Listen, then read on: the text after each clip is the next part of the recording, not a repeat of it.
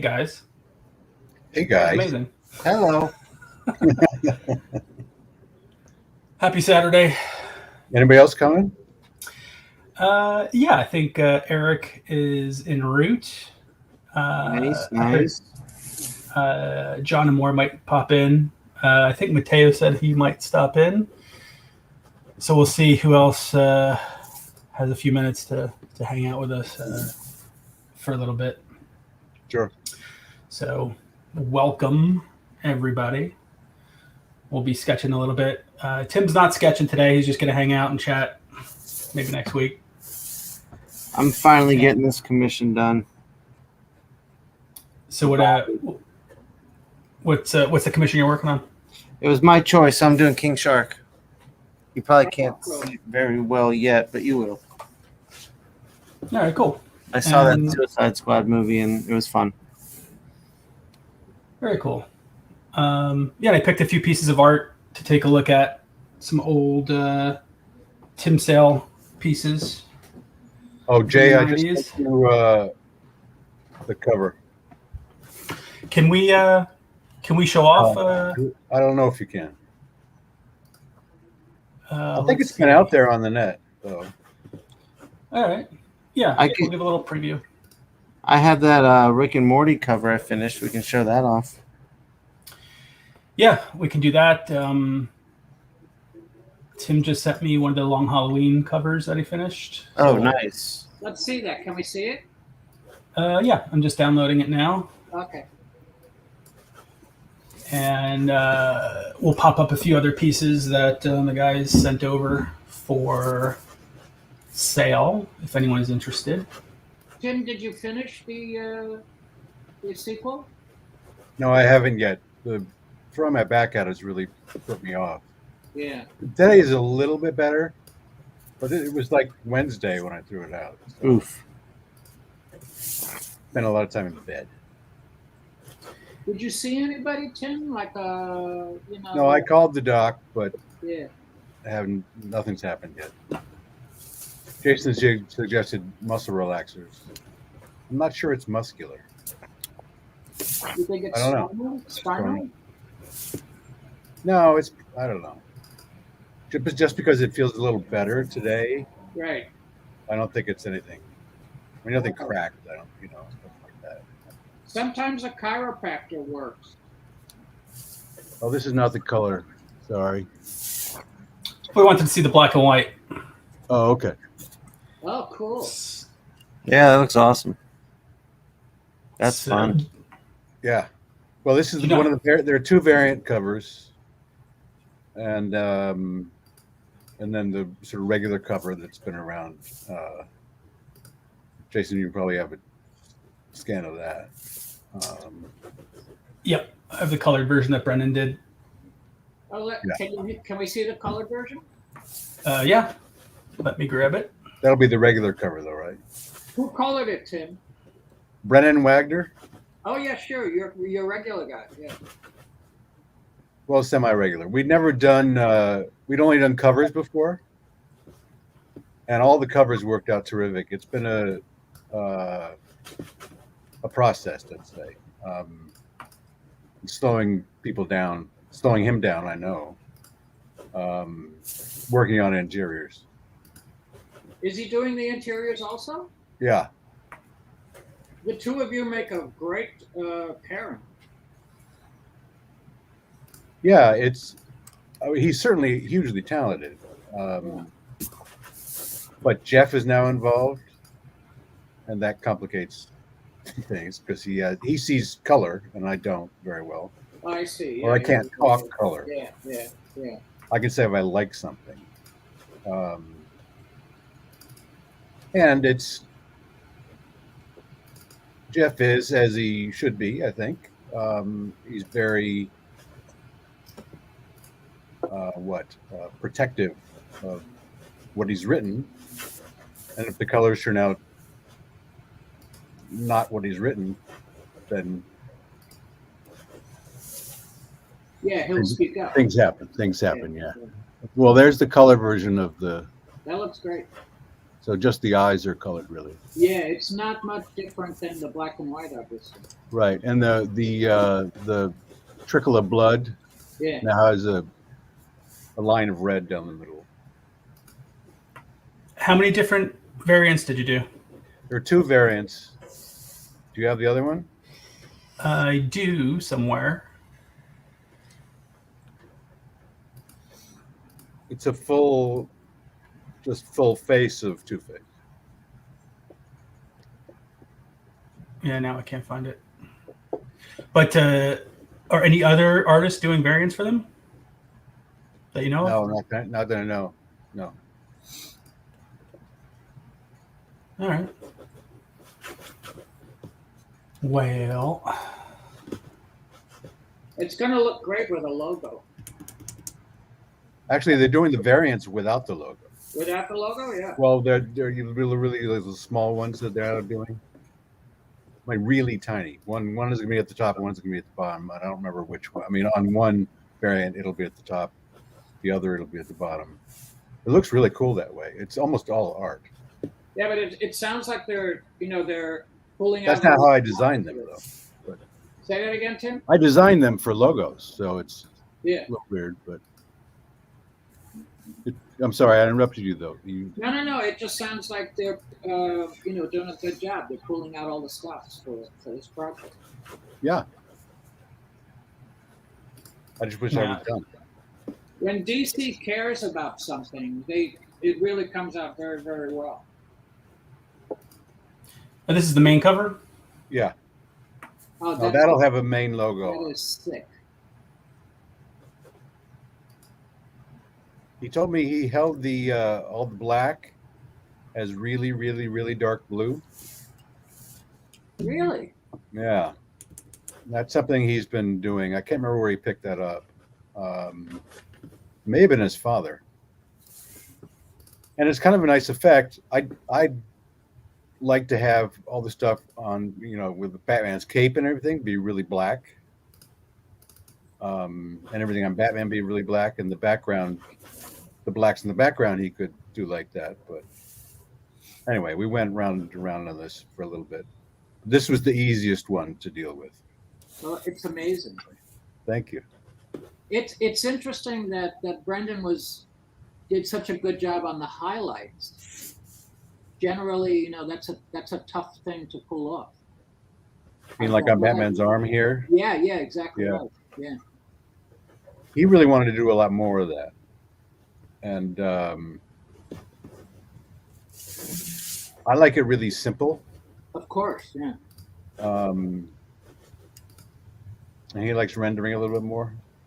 I mean, he's a young guy, and he really wants to pull out all the stops he can, show off, which I don't blame him for. It's just reining back, especially on the interiors. That's been Tim, it's a reminder of how, the simple approach is so effective. Yeah. Yeah, I lament, the over rendering, especially on my stuff, so much. I'm trying to find the black and white version, and I don't think I saved it in your folder. So I'm trying to scroll through everything to get it. The black and white version of this. Yeah. Yeah. It's floating around somewhere. But if you have it, if you want to resend it to me, it'd probably be easier. So let's take a look in and see what Klaus is working on. Yeah, what are you doing, Klaus? Punisher. I couldn't think of anything else. I got a Punisher commission to do, so this might be it. Holding a gun. Yeah. Every time I draw a gun, I feel so guilty. But all right.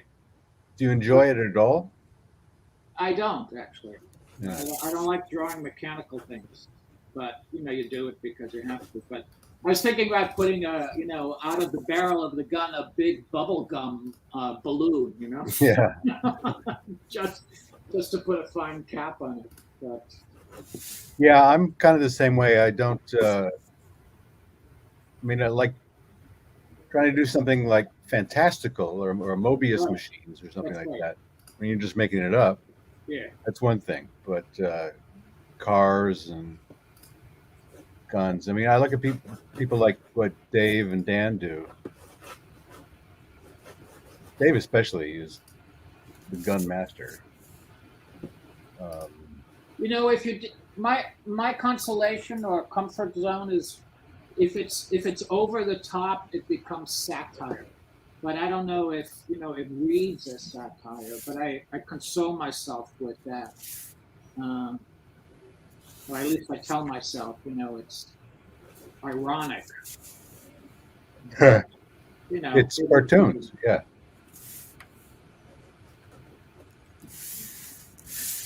What are you working on there?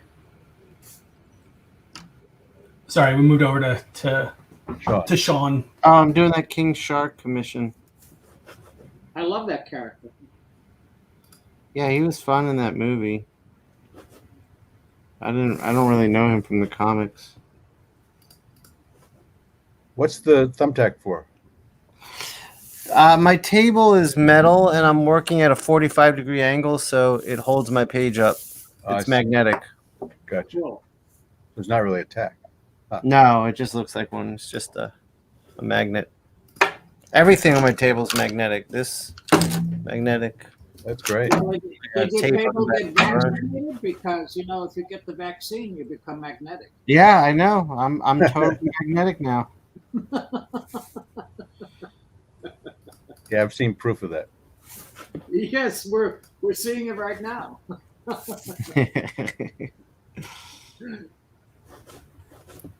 All right. Should we offer some art? Yeah.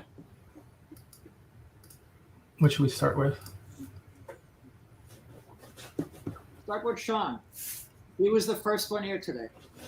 All right, start with that Spider-Man painting, Jay. See Okay, if hold on. I gotta. anyone wants that. Spidey. All right, hold on. I gotta bring that up in a second. In the meantime, So why don't you take over without asking, Jay? well, the problem is I slept in a little bit this morning. So you didn't prep much. I started to. I am so embarrassed. This is the second day I woke up at 11 o'clock. Oh my God, you guys are living the life. I wake up in the middle of the night. I'm up for 2 hours. Oh, well, that's no good. No, it's not. It was not ideal, but at least you can sleep until 11. Yeah, What's going on, Klaus? Is your mind just racing? it is. Yeah, it is. Do you have any tricks to get back to sleep? Anybody? Well, I meditate. That helps, and I also find the most effective thing are good, solid indica edibles. I mean, they're great. Also, Klaus, there's a new in the world of like THC and CBD. There's a new cannabinoid they discovered called CBN, and that like CBD relaxes you, but CBN keeps you asleep. So I've been getting some edibles that are CBD, CBN, and THC, and those just put you down for the count. Called CBN. Yeah, and that's totally legal. It doesn't get you high. It's like CBD. Right. It's just it keeps you asleep. Whereas like CBD relaxes you and allows you to fall asleep. The CBN keeps you asleep. All right, I finally got the scan here. It's Spider-Man. Hey, you. That's great. Thank you. Biggest hand feet I've ever seen. Yeah, I did go kind of nutty. But that's a mixed media painting we've got here. On the board, Shawn? Yeah, that Spider-Man is all traditionally painted.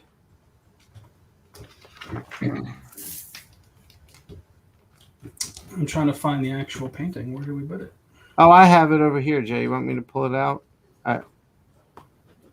That's with you. Yeah, because I took that portfolio for the cons I was going to do when I got back, but then I backed out of the cons, so I have it. Okay. I was You going to want- work here. you for a want me to second. grab it? Awesome. Yeah, if you want to show it off, what it actually looks like. Yeah.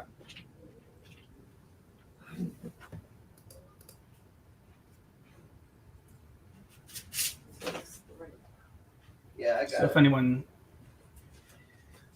Yeah, I have all the covers here. Yeah, I can show you. yeah, let's show off some There it is. stuff. And it comes with the prelim. Yeah, I got both of those. So here's the actual painting.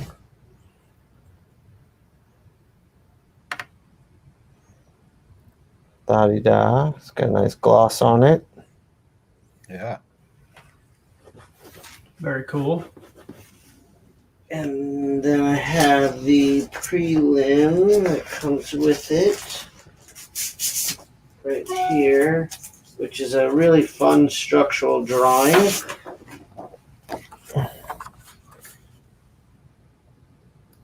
And looks like this. Yep. Cool. Well, if anyone's interested, it's on the site for 1,000, but we'll do, I don't know, 800 if anyone's interested. Yep. That sounds good. Did you get both for that price? Yep. Yep. Jesus. What a bargain. There you go. All right, let me go get the covers here. I don't have my camera set up, so I'm just going to hold it up to the. All right. Well, if you send me a scan too, then I can pop them up on Well, this. then I'd have to be distracted for a little while. Okay, I can do that. Well, we're going to show off some of Klaus's pieces here. Okay. This is one that is Lobo. Where'd you go, Lobo? Oh, I want to see Lobo. Oh, I saw that on the. Where did I see that recently? I think you posted it, Jay. Yeah, I put it up on Instagram. Klaus, gave me a what book batch. is that from? Say it again, Sean. What book is that from? Lobo Contract on God. And who wrote that one? You know, I couldn't tell you. And you drew the whole thing? No, it was, who was it, Jason? Kieran Gillen? Kieran Dwyer. Dwyer. Oh, Kieran. Oh, okay, cool. Dwyer, yeah. That must be at least 10, 12 years old, if not a lot longer. That's awesome. Yeah, I really enjoyed working on his pencils. He's good. Yeah, he's amazing. And this one is for sale if anyone is interested. How much you ask? I don't know. How about 400?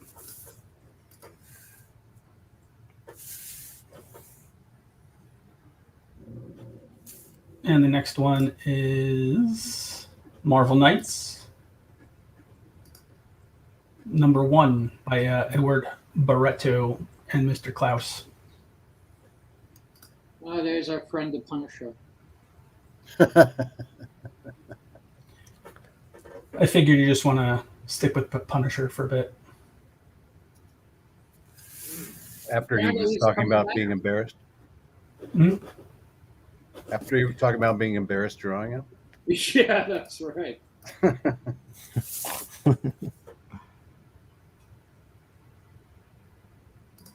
All right. Let's see if Eric comes in. But the two pieces I picked for Tim were a preliminary drawing of Batman Rebirth, number 54. I love those running figures.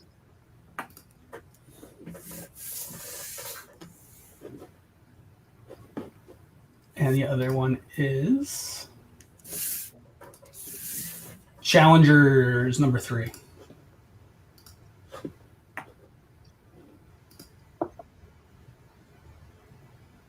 That was a while back, wasn't it, Tim?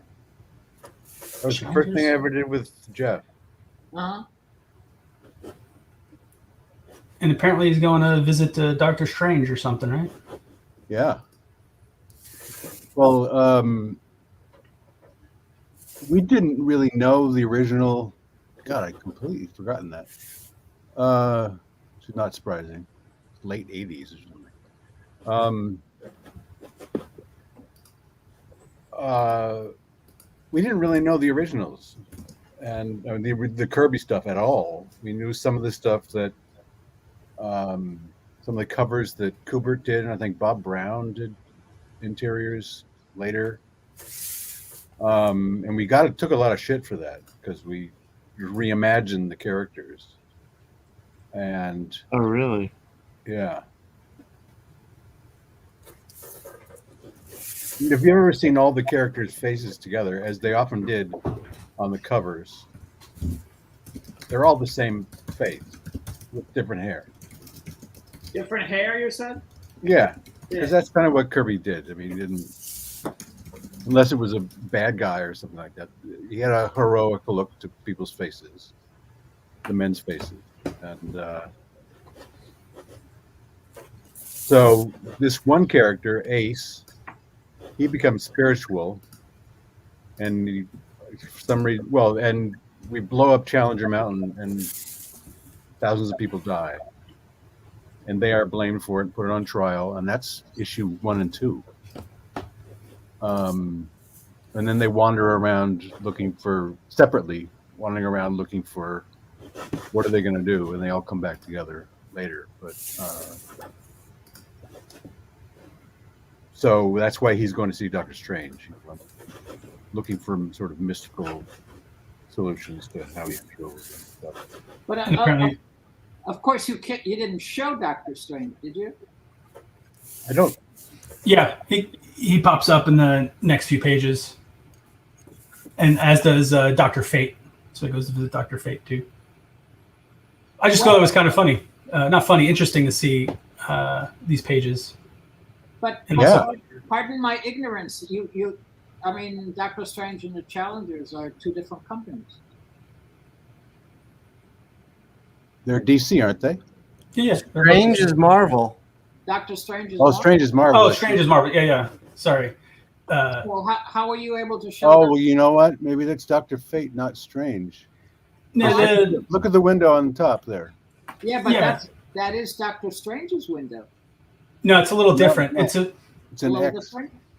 yeah. It's a little different. So that. I know.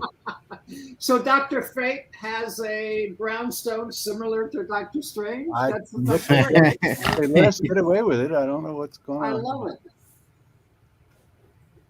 I sort of think of Chow's as that's cool to see. Chow's as such an experimental thing. Jeff had never written a comic before. I don't think I'd ever drawn superheroes before. But I'd drawn a number of comics. And Jeff was just a comics fan and a writer in movies and TV. But I still think it's like you throw enough shit at the wall, some of it's got to stick. So we threw as much shit as we could. And I was just shocked they let us do a lot of that stuff. Although Dick Giordano schooled me on how to draw Superman. How did he do that? I'd drawn him kind of Fleischer-y. Sure, yeah. And he only makes an appearance in the courtroom at the end, in the second issue, for like 2 pages. And the introduction of him is kind of a big page as he's walking in, and Giordano says, "No, you have to." I think I did it a couple of times, and he said, "Let me just do something." So he took a piece of tracing paper and traced over my drawing. And I think he must have sent it to me. I mean, we weren't even faxing anything with it. So I do not still have the original. What was the adjustment that he made, Tim? Do you remember? I think I'm more square jaw, that kind of thing. Oh, sure, yeah. And certainly nothing like the Superman I drew. More like the Superman I drew, I guess, in Superman Confidential with Darwin, but not like the story I did with Jeff.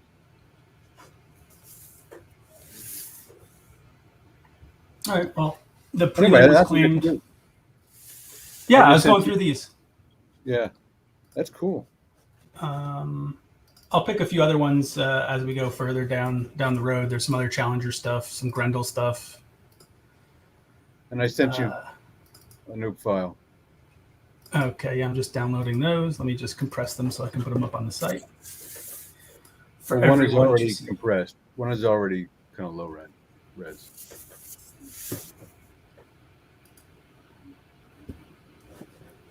Okay.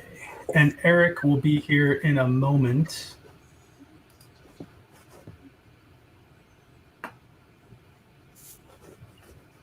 With his new baby. Maybe. I think he's having to change diapers.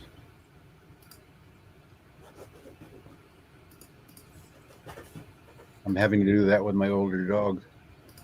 Oh, no. Yeah, I don't think she's going to be around much longer.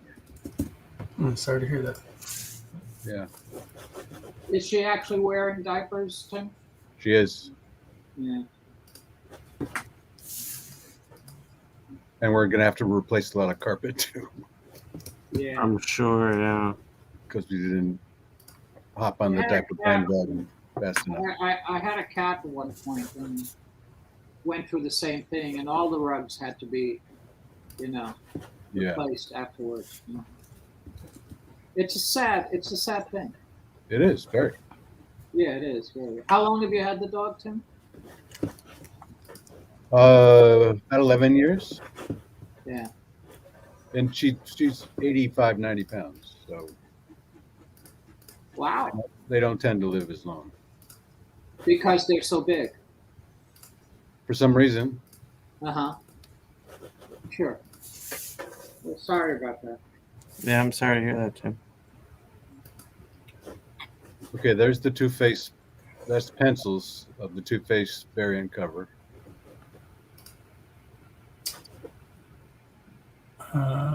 Just trying to get the last one here. Did DC ask for this, or was that just something that you did for Two-Face? Did DC ask for a Two-Face story, or Well, specifically, they wanted something for Two-Face. no? Jeff and I talked, and I said, "Look, I like drawing all the. There's the inks. I like drawing all the villains, but the only one with a real backstory is Two-Face. Is Harvey. Plus, that takes us right back to the beginning of Long Halloween. And that made sense. Very cool. And then this is what the original looks like, the black and white for the main cover, yeah? Yeah.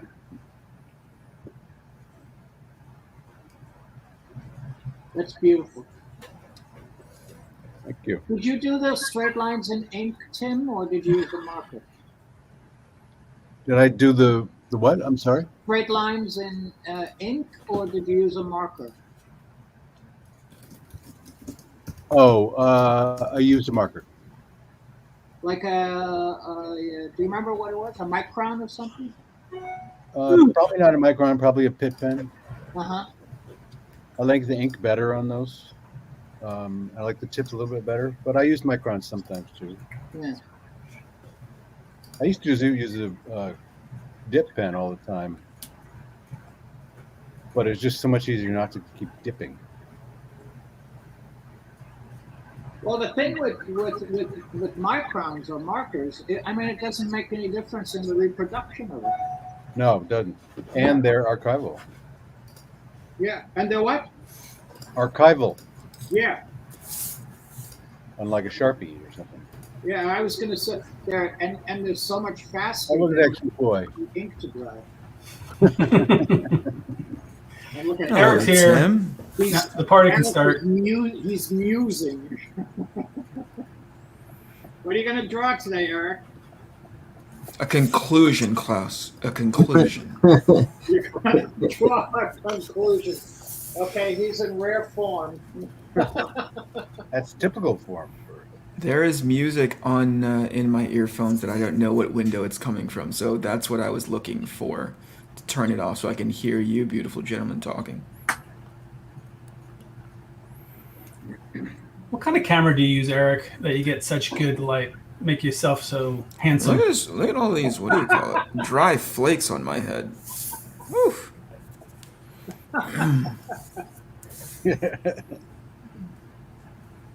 Lotion, man. I know.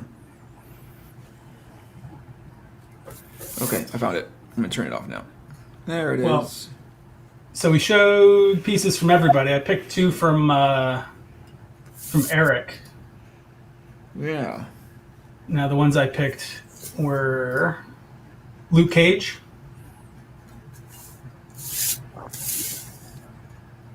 Uh-huh. Oh, you want me to talk about the Luke Cage match? Well, I thought this one was kind of cool. You lingered for a very, very long time. Let's see. What do I remember about this Luke Cage thing?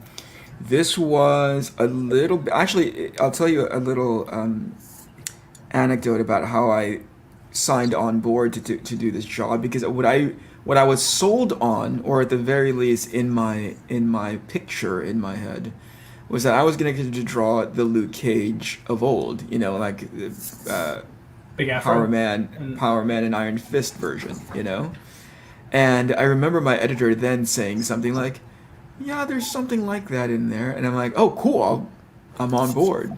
And as I read this script, it was like one flashback that I got to draw him in that outfit. Because this was around the era of, I think, Bendis, like, having a love affair with this character. And this was definitely, like, leather jacket, you know, skull cap wearing, you know, beanie wearing Luke Cage. And it was not as fun. However, I did what I could. And I got an opportunity to draw tigers. I think the cover for this issue, people really super like. So I'll walk away with those amazing memories. How long I do ago? remember that one. Oh, come on, Tim. I was struggling to remember what my breakfast was this morning, much less when I freaking... I honestly don't recall. Okay. That one had to be, what, 2008, 2009, probably around there? May have been. Jason, how long have we known each other? I think we met in 07, 06. Okay, because I remember, you know, my wife just now said, do you know I don't know anything about the Marvel? And I was like, the Marvel? She said, like, you know, Marvel. And I was like, yeah, you just say Marvel. You don't have to put the in the beginning of it. Who are you, my mom? You know? Oh, yeah. And she's like, well, I don't know anything about the cinematic universe. So she's watching them back to back to back right now. God bless her. But Wow. Look at that. she started with Iron Man 1, and I said, oh, this was right around the time that Jay and I started hanging out. Right? Am I Yeah. misremembering Yeah. that? Yeah, it was Okay. around 07 in Seattle. I think we met. Came to my house. Was it Seattle? Yeah. Well, you came to my house in Pasadena. For sure. I remember what the event that I started hanging out with Jay in was. It was definitely Seattle, because you were drawing at a table, Tim, Yeah. that had like one of those giant rolls of butcher paper going across it. Do you remember Yeah, that? sure. Right, and I think Higashi was there hanging out as well. It was Higashi's idea. He was facilitating the event. It was great. And I'm like, oh, this is what it feels like to be. And I had mentioned this in a stream about 2 or 3 months ago, that the comic book industry never really felt good to me as a member of it, because it felt too secret handshaky, you know? Uh-huh. So the idea of like going to an after party and, you know, rubbing elbows with whomever and nursing a glass of incredible, you know, whatever, alcohol into the end of the night, just so I can have some FaceTime with an editor, didn't suit me very well. And it did so at the beginning part of my career, it didn't feel good. It didn't start feeling comfortable until I started hanging out with you guys. I think that was one of the notable events that I remember going like, "Hey, this feels like I can be here," as opposed to wanting to go back to my hotel room and hang out by myself, which I still eventually did, but at the very least I got that feeling. That's great. Yeah. I'm totally more and more. I'd rather go back to the hotel room and hang out Yeah. or draw. Yeah, for sure. It's just a different energy, and most specifically, like when you're the culprit in my head has always been New York Comic Con, being in that city, which it's like it's not a good fit for me. I'm not a big city kid, but also that show feels weird to me. Klaus, please don't disown me. We're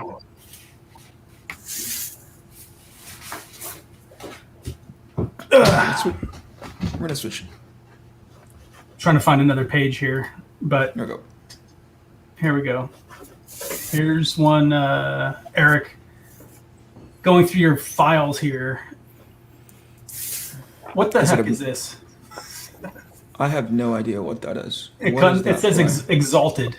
Oh yeah, I was brought on to do a handful of images for the interior of what I think is a role playing game handbook, and this was one of those images. Wow, this is dated.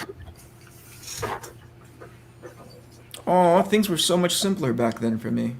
Look how I didn't care.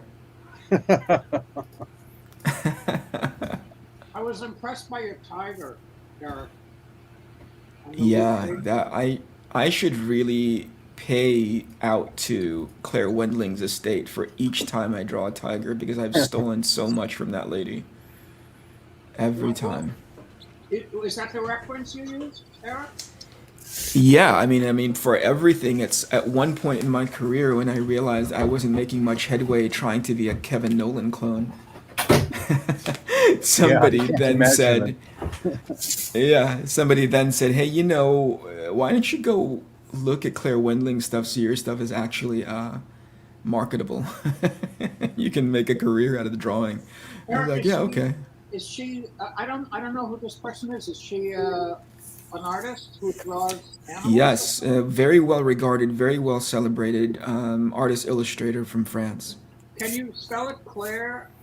Yep, Claire as it sounds. Wendling is Wendling. END.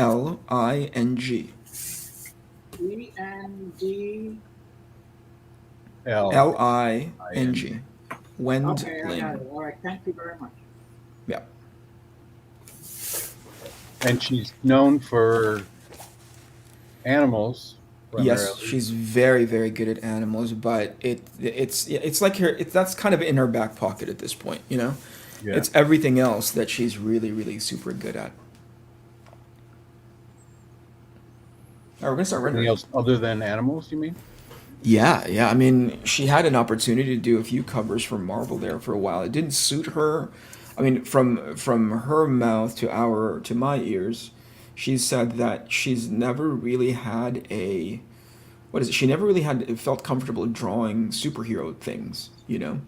She's more of fantasy, Frank Frazetta kind of and it's clear in her work that that's one of her influences is Frank Frazetta. So she tried it for a couple of covers for Marvel. They managed to get a couple of assignments out of her, and then she said, "I don't think this is a good fit for me," which is I love that.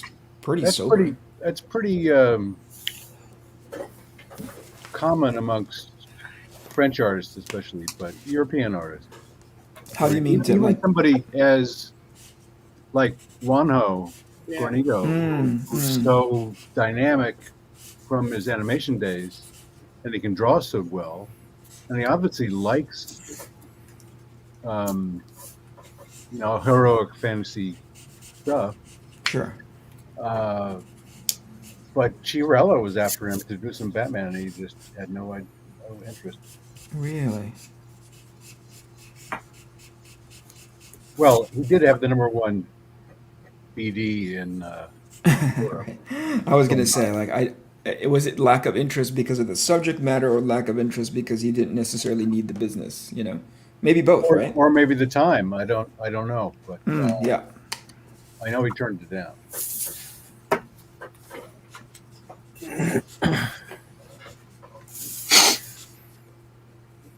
Hey, look, Jason, I'm actually drawing. I noticed my mic was on mute. Sorry. Nice. I like when Eric draws. I like it when I draw traditional because it can go up on the site somewhere. Exactly. And Cyclops, your favorite. He still is. I still have, well, an era of X-Men that's still my favorite. All right, I'm trying to scan some other art here to put up here. I've got a Green Goblin from Eric. Really? Yep. These ones I've been holding back a little bit to put on the site for the next update. Oh, right on. Those are more recent. Wow. And then here's a World War Hulk JR Junior page and Klaus with Doctor Strange. Oh, Since it's we're talking about awesome. Strange.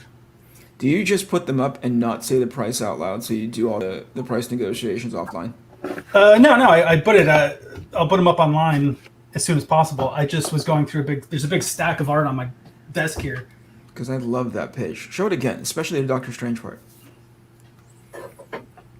Is this, how recent is this, Klaus? I'm thinking 10 years, but I think 10 years for everything. So That is so cool, man. Did you want to claim this one, Eric? they used that story in the last Thor, where Thor and the Hulk were fighting in that arena. Wow. And the answer is yes, Jay, but man, I have so many things I need to pay for right now. Hey, Tim, I don't know if I told you, but Cassandra and I have a newborn. You didn't, but Jay did. Yeah, And loud mouth. Jason got volunteered to being the godfather once again, and I think that's why he's at liberty to talk about it to people. Nice. Well, just in case something happens to me, they know. What's going to happen to you, Jason? You never leave the house anymore. I don't know. Household accidents are a leading cause of death In Jason's household. in my household. In Jason's household in specific, many people have died.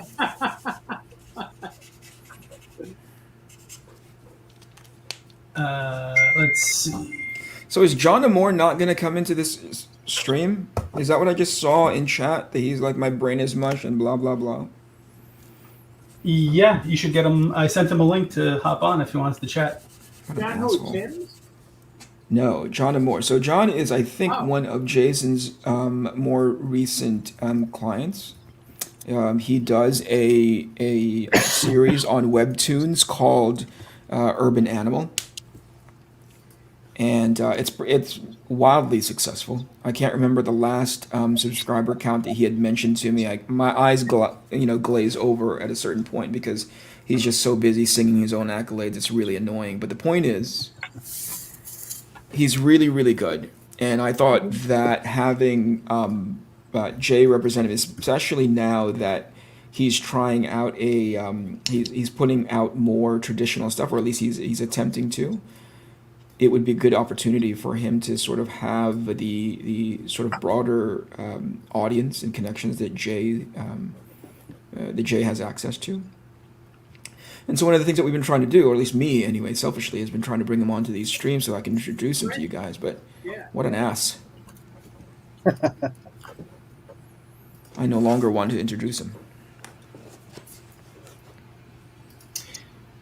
I will have 2 scans up here in a moment.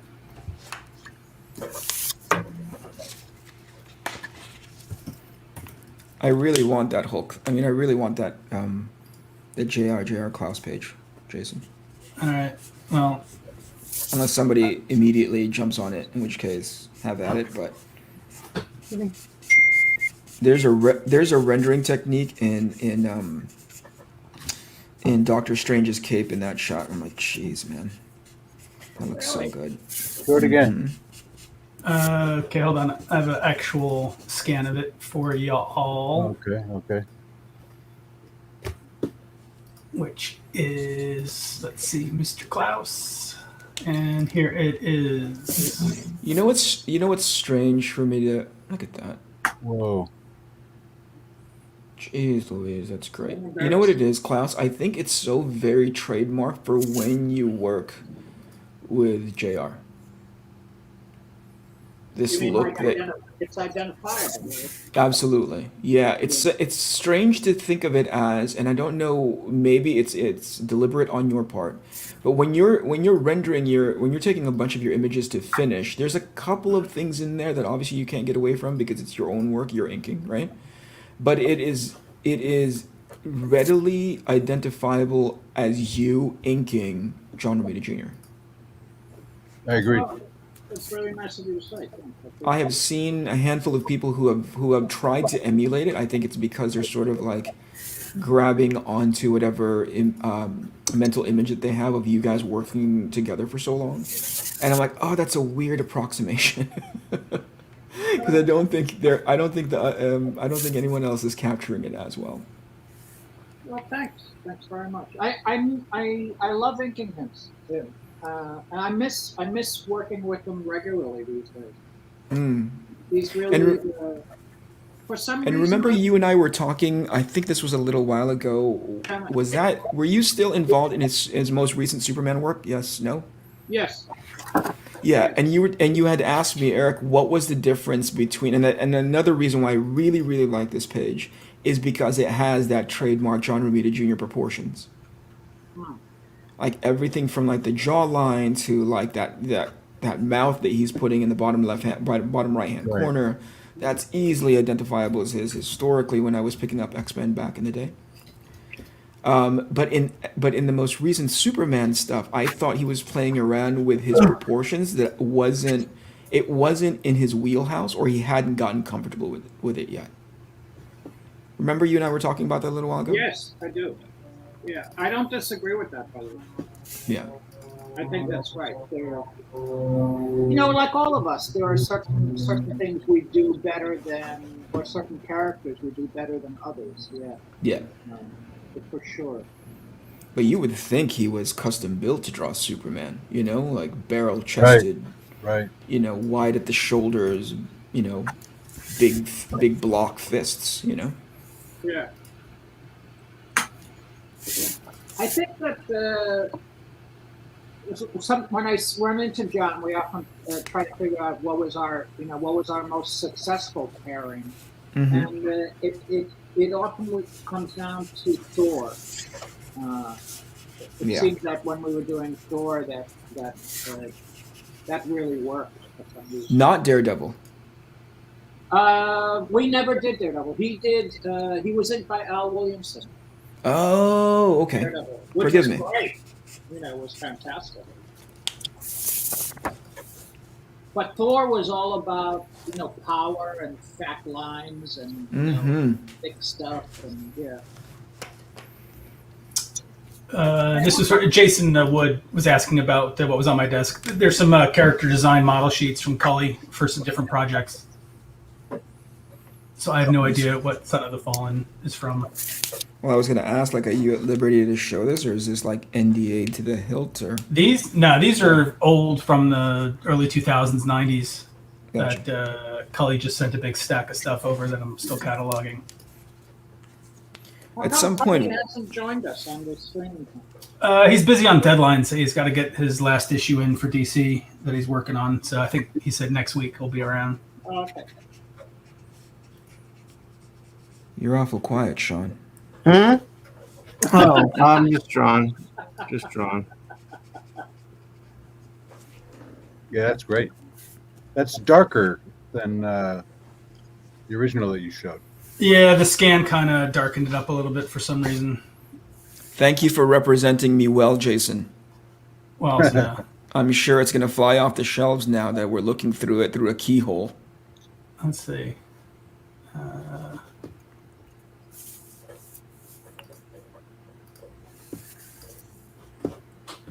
about Yeah, it's that? a little lighter. Is that the only one that in that bundle that you still have, Jay? No, there's a few that we're holding on to. You're holding on to it for the future coming shows? Yeah, there's a few. That's an that, interesting strategy. I never got your insight onto why there's you hold things back in a... Well, doing certain art drops, and Oh, I get it. I think I wanted to see. So we were hopefully going to do some, conventions. So I like to have some exclusive stuff for conventions when we go out into the world. I get it. So there's the snake eyes. I mean, I'm not questioning your strategy. I just didn't know what it was. Yeah. I mean, I was going to do a He-Man art drop. So we've got Skeletor, and I think there's a He-Man in here. But if anybody wants one of these, just, I don't know, throw out an offer. Helps me save brain power.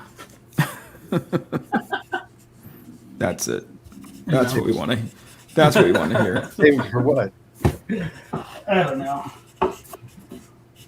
For life, let's see. There's a few. Oh yeah.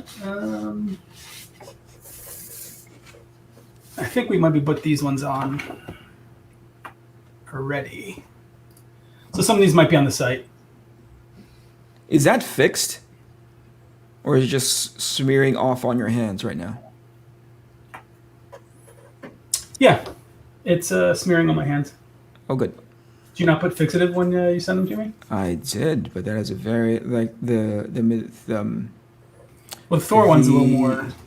Yeah, it's a little bit more like, gosh, what is it? Like, it's not chalk. It's like pastel, right? And regardless of how much fixative I put on it, so it's twofold. One, I can coat it so it becomes almost like a piece of plastic, but unfortunately, by having wet material on it, it lifts a lot of the color. So I was being very careful not to oversaturate the paper when I was fixing it. No, nothing's coming off. I mean, this one is what? This one I think is on the site. 26811. Do you do those on spec, Eric, or do you do those on consignment, or what? I do them because I'm bored, Klaus. I wish I were that bored, let me tell you. I do them because I wanted to play around with a bunch of stuff that I bought from the art store, and I didn't know how they would react once I started putting them on the material that I already had. So I was testing them out, and it just happened to be, like you double dip a bit, right? It allows me to be experimental while also generating a piece of art that I can send to Jason. And this was when when my time was a little bit more liberal. Yeah, these days. My schedule is pretty unforgiving. So I'm looking at those images going like, first I'm looking at them going like, oh, I should have drawn that arm better. And then second, I'm like, oh, I wish I could still draw. I still had time to draw. But the figure work is surprisingly dynamic.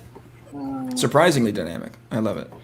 That's going to be the header in my new sketchbook, Klaus. It's surprisingly dynamic.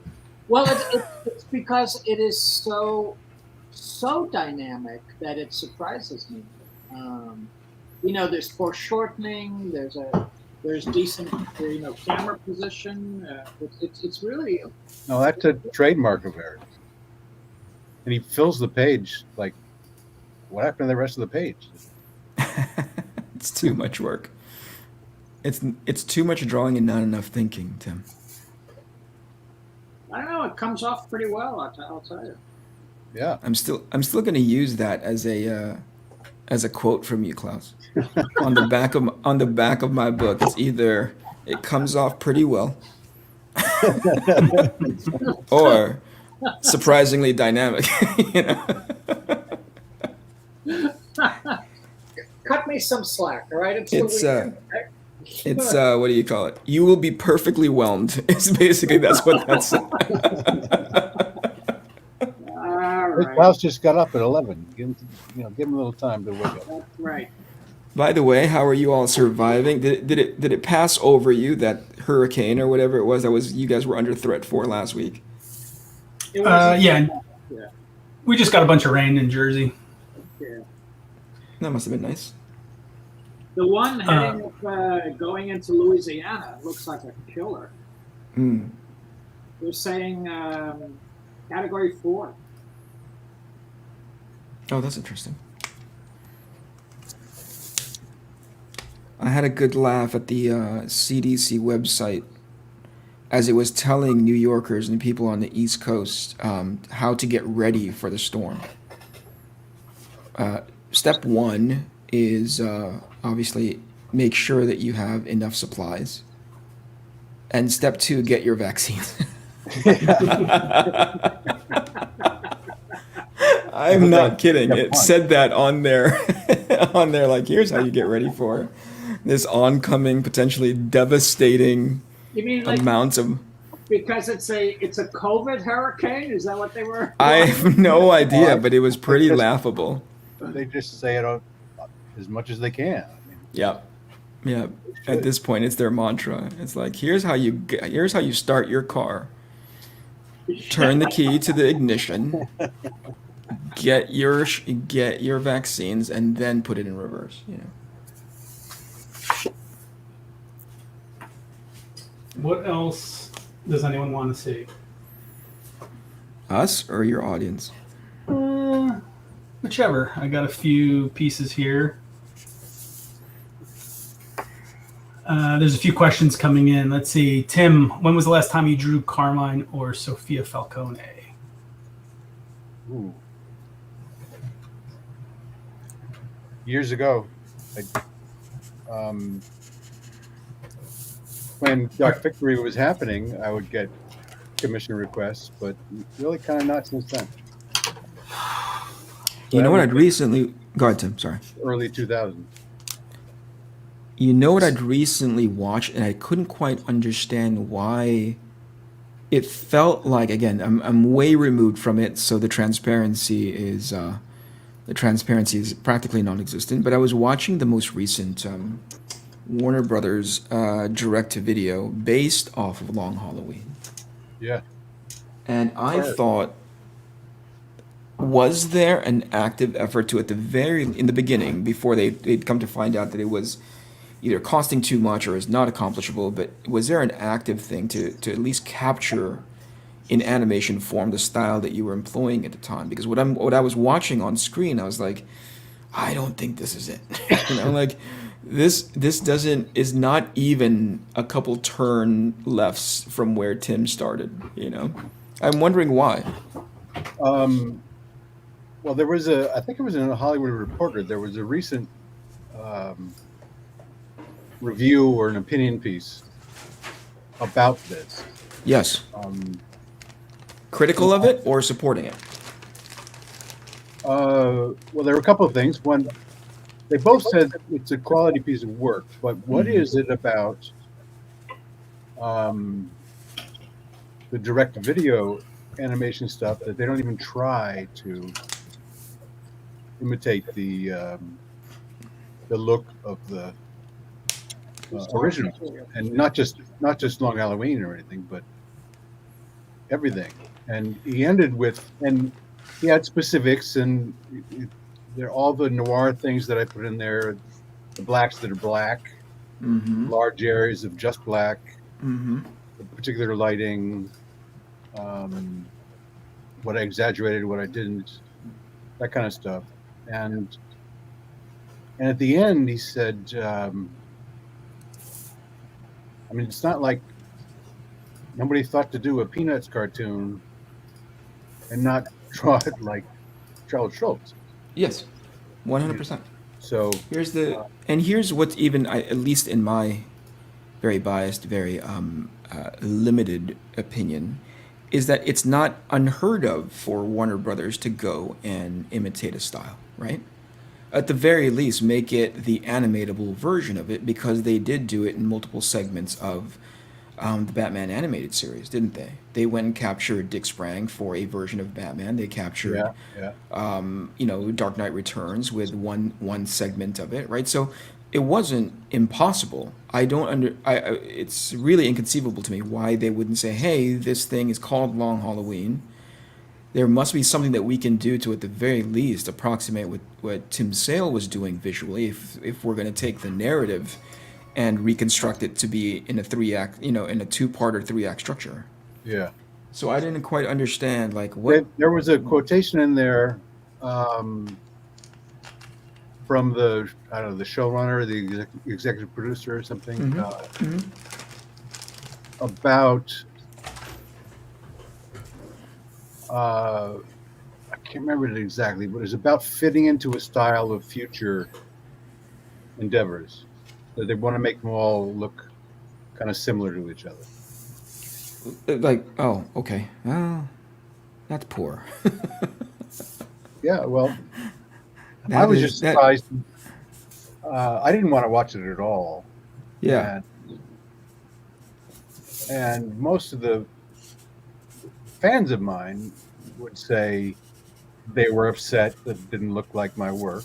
Sure. And I said I wouldn't have expected it to. Wait. Go back one. Why didn't you expect it to? What was the? Because so many of these things are done on the cheap, and and I never saw the New Frontier adaptation. Yeah. But at least, I think Bruce Timm was involved, and Darwin was, he worked with Bruce for tons of time, and Sure. he still had a very similar style to Bruce. Mm-hmm.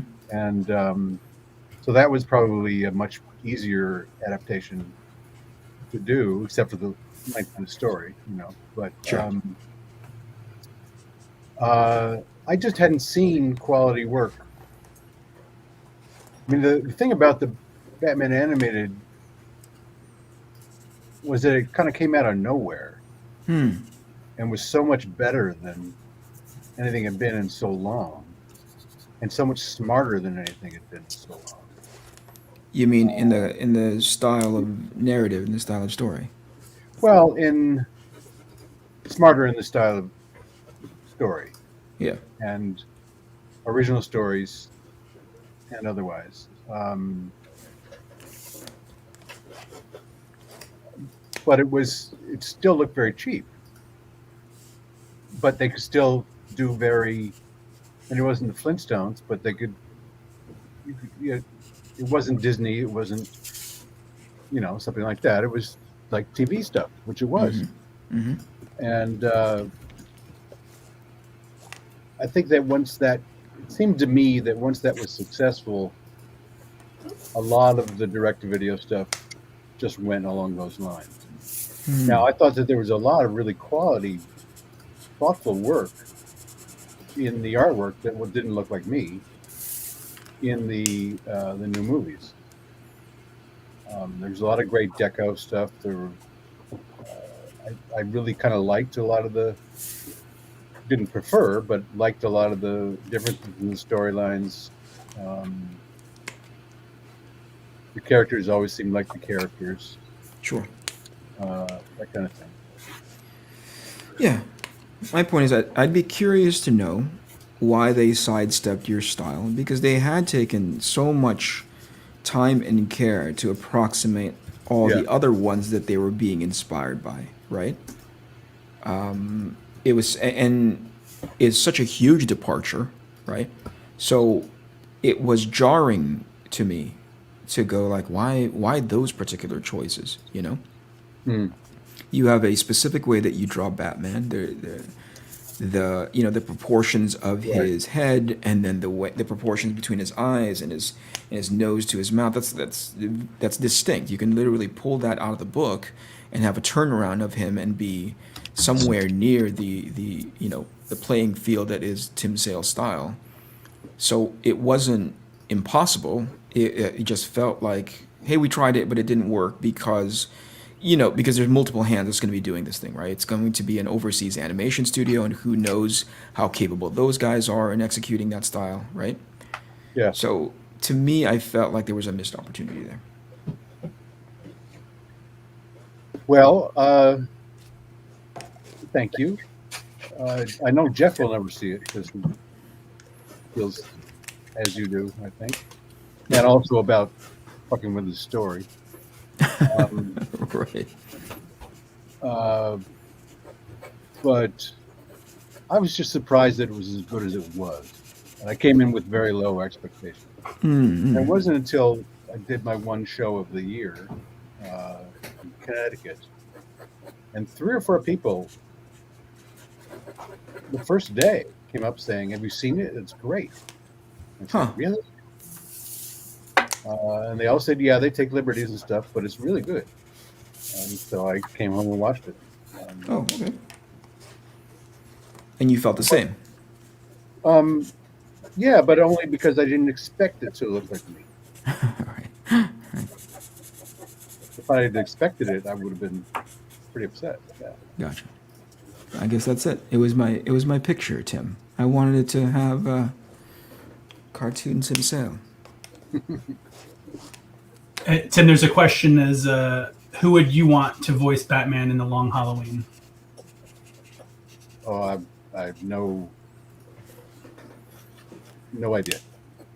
Tim has not put enough brain power into thinking I about don't think about that. I can. I mean, I have kind of 2 ways about voices in animation. One is am I being expected to know who all these people are, like in the Marvel stuff on Disney, or are they just bringing in somebody else? And half my brain is working on, I can't quite get who. And then I look at the cast, and of course I don't know who that person is. Because I'm not a voice actor aficionado. Sure. And but the other one, I thought the guy that stood out in, now I'm spacing his name, but he did Harvey in The Long Halloween. He's a You liked well-known him. actor. Josh Duhamel, I think. And I thought he was really good. But a lot of people liked Jason Eccles as Batman, and I didn't hate it, but I didn't stand out to me. Mm-hmm. So that's probably why that question, or I would imagine that's why that question, but I don't.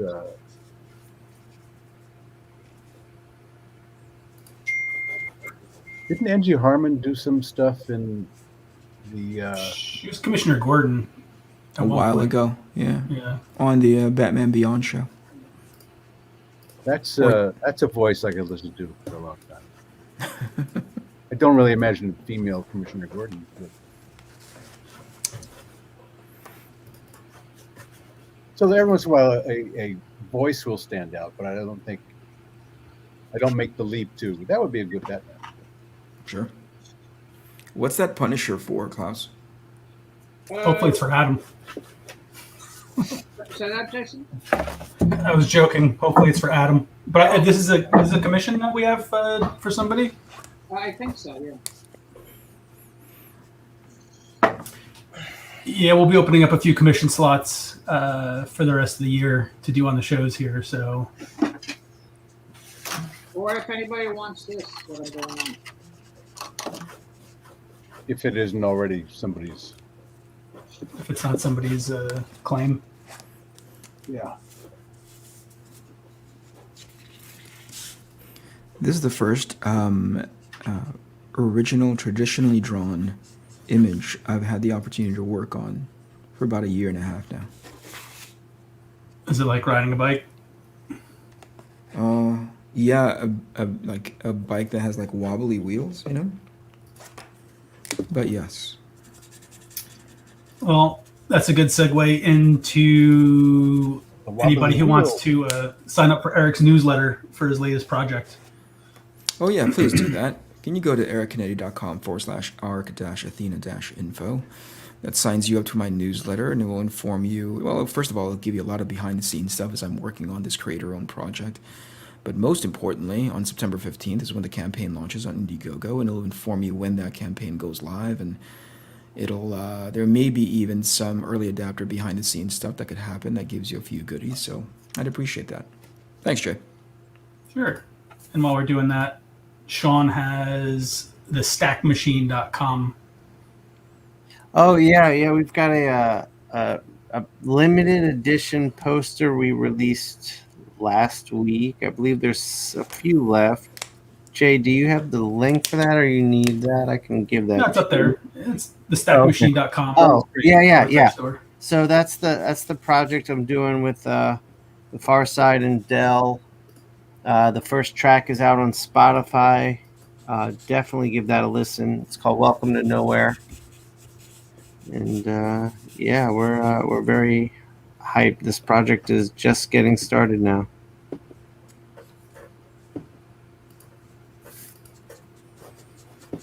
And Klaus, what do you got going on since Nothing. Nothing? Nothing. I love Nothing that. at all? Nothing. Klaus is saying he doesn't need it. I'm painting my Well, bedroom.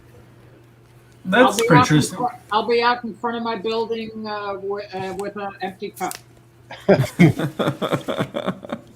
Well, how about if everyone just goes to Klaus's Instagram and throws him a follow? That's What? Klaus. K Janson NYC is Klaus Janson's official Instagram. Yeah, but there's what are you saying that for?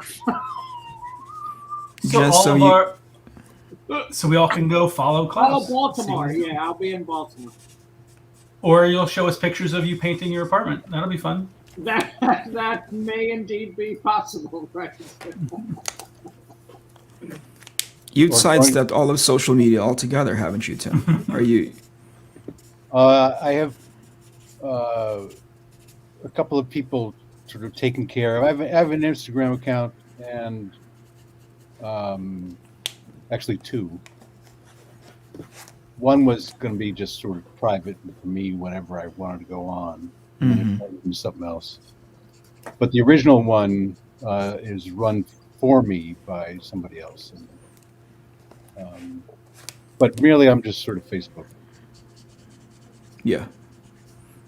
I have now shut down my Facebook account multiple times. Yeah, I mean, if you can get into other stuff, other things are much better. I use it to just sort of keep up with people, but every time they make a new algorithm, it gets harder and harder to keep in touch. Sure. Now you've built quite a community there, haven't you, Tim? There's a fan page for you and everything. Yeah. Yes. Okay. Yeah. Yeah. And I am remember on that. Somebody Yeah. monitors it, and Jason is one of them. Yeah. But I like interacting. It's a version of going to a con. When you interact with the community inside those groups, Yeah. or inside that group. Yeah. That's great, man. But I don't use it for, so many people just use it for promotion. And then they put up the same thing all across all the social media. Sure. And I have no interest in doing that. That's not for you. You're into the more of the intimacy of interacting with people. Or talking about other stuff sometimes, but it's usually, that's pretty rare. I spent a lot of time earlier this year doing something called Artists I Love, spotlighting an artist and showing a bunch of images. And they're all archived on Facebook on my page, but I got a lot of comments from other artists, Yeah. but almost none from fans. So it was a lot of fun for me to do. But you're not doing it anymore, Tim? No, I haven't run out of artists that I love, but it wasn't kind of getting the feedback that I wanted to have it have. Yeah, I understand. Yeah. I was thinking about doing something similar to that, only panels that have influenced me as an artist. Oh, that's great. You know, just picking out certain, yeah. That's a great idea. And putting that on Instagram or something, or yeah, or some sort of platform. I think you should make a TikTok. TikTok, yeah. and then I like do a little jiggle while I'm Yeah. No, then you And do then- the milk crate challenge. Yeah. And then you eventually just phase out the artwork, Klaus, and it's just an all jiggle. Yeah, all jiggle all the I didn't time. expect myself to be saying all jiggle to you today, but here we are. You never know where these streams are going to go. You really don't. What was it last week? I can't even remember. Last time that we got together. Was it last week? Are you making this into more of a regular thing, Jay? Yeah, as long as you guys Okay. are down. Spend an hour or two, each week. I love hanging out with you guys. It's always interesting to see who shows up. Yeah. Well, you missed the part earlier, Eric, where I told everybody to throw my back out this week. Uh-oh. So I wasn't. That's partly why I'm not drawing. It's hard for me to sit. Yes. Shit. So- Are you going to be excusing yourself soon just so you can take the I think pressure that's off your probably back? true. I think that's probably Okay. true. All right. That might be the best move. But it hasn't been as challenging as I feared. Yeah. When I Well, told I'm glad- Jay about this a couple of days ago, I said I don't know if I can make it. And, Yeah. Well, I'm glad that you're here, Tim. And I suspect you'd stick around a little bit longer if Shawn would just shut up once in a great while and let you talk. He's What do you a want little- to talk about, Eric? Let's talk, he's, Eric. he's a What do you little wanna talk he's a little mouthy, you know? Well, I haven't Well, spent there's- any time with you in a long time, Eric. So that's He's been chatty. a lot of fun. I'm still the same sarcastic asshole, Tim, but thank you. No, that's perfect. It's on brand, is what I. Let's Well, see. There's a they're- question. Oh, what? Go I was ahead. going to say, there's a question here for Klaus real quick. Klaus, where can I find the passive-aggressive comic you worked on? I really want to read it / admire your art, but can't find it anywhere. Oh, Incredible Punisher drawing. thanks, John. You know, once, as far as I know, that once those books are sold out, they're published by Bad Idea, and they have all these different criteria and gimmicks and stuff. But once those books, they're gone. So if you missed it this past week, I think it came out this past week. Unfortunately, it's gone. Yeah. What was the name of it? It was called Passive Aggressive. Oh, it was actually called Okay. Yeah, it was an interesting idea because there were two separate comics published. One was passive, one was aggressive, and the B story, which was my story, an 8-page story that Matt Kint wrote, was the same backup story, but the A side was different. So you actually had to buy. You didn't have to, but if you wanted to see both stories, you'd have to buy two versions of it. And they were very hard to locate because the print run was, kind of small, and not everybody got two versions of it. So, John, sorry, but once they're gone, they're gone. I think you should talk to the people at Bad Idea. Send them a letter and Tell them it was a bad idea. Yeah. That was just kind of hanging out there, wasn't it? That was easy. I was That was waiting- low-hanging fruit. I was waiting for that. Yeah. Yeah, or eBay. But thanks, John. Yeah. Or eBay, right? Yeah, eBay apparently they're up to like $50 a piece now. How much? 50. Wow. A comic? Yeah, can you believe it? Recent comic. Yeah. This came Yikes. out this last week. And I think that's the idea. That's what they're kind of counting on, the publicity for that. I got it. Marketers. Let's take a look at a piece of art. How about a Phantom X page from Mr. Crystal? Oh boy, going back in time. I just like this panel for some reason. It's the Oh, laser yeah, gun, that I was think, fun. Jason. I think it's the booty. It's the booty. Oh, all right. Well, It is a nice tried movie. to give you a benefit of the doubt, you piece of shit, but okay. Well done. Nope. Low hanging fruit. So it's not the composition, right, Jason? It's I actually liked the emotion in Phantom X's eyes in the panel on the top right panel. You're an awful liar. But this one is for sale if anyone is interested. What are we doing on that one?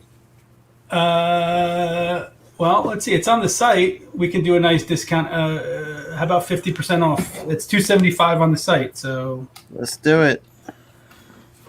137. All right. Did you just do that off the top of your head? No. Yes. I don't have a calculator right here.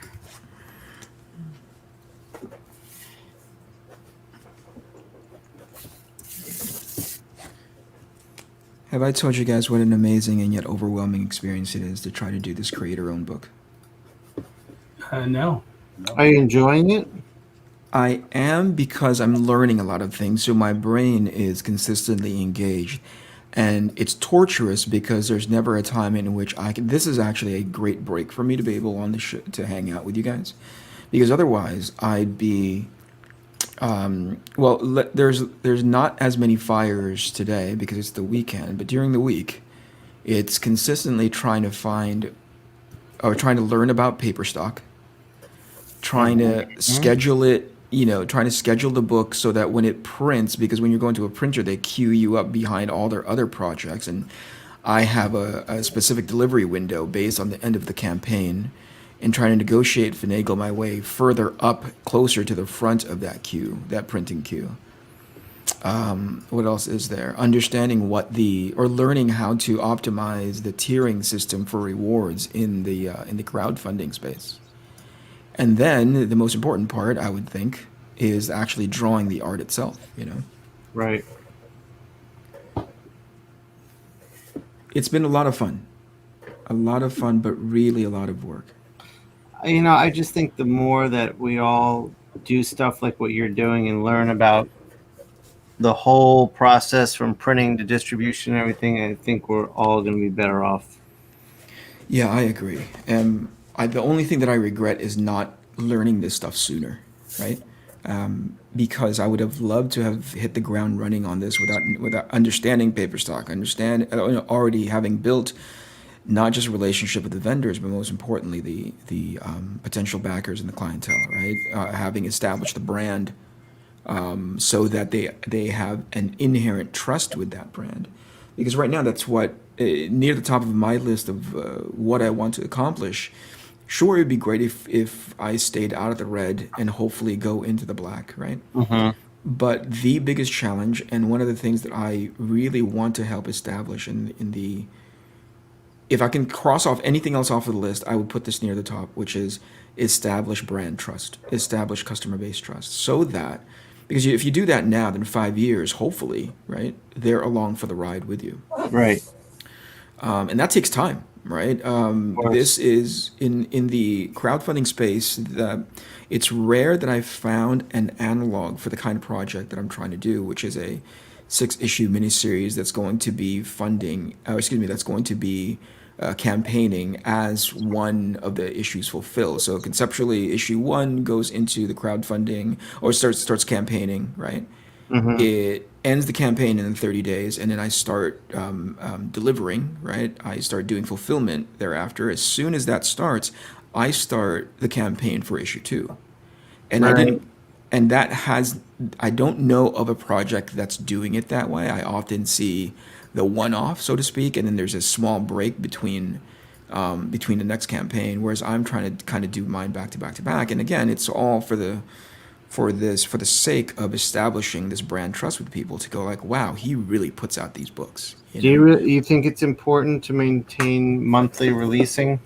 It's not monthly at all, actually, but it is a more consistent cadence than what people have grown accustomed to in that crowdfunding space, which is oftentimes, 6 to 8 months apart from each other, as many as a year, right?